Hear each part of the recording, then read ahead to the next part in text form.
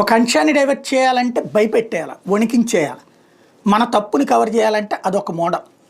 మొన్న జగన్ టూర్, సత్యసాయి జిల్లాలో టూర్, లింగమయ్య కుటుంబాన్ని పరామర్శించడానికి వెళ్ళిన టూర్కి విపరీతమైన ఆదరణ వచ్చింది.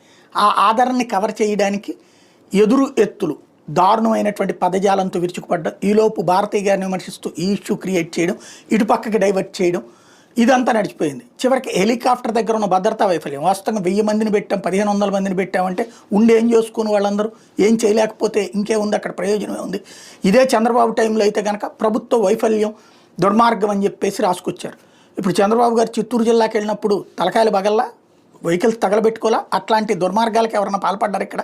వైఎస్ఆర్ కాంగ్రెస్ పార్టీ వాళ్ళు పాల్పడితే తక్కువనినే అంటారు, తప్పనినే అంటాం ఏదైనా సరే.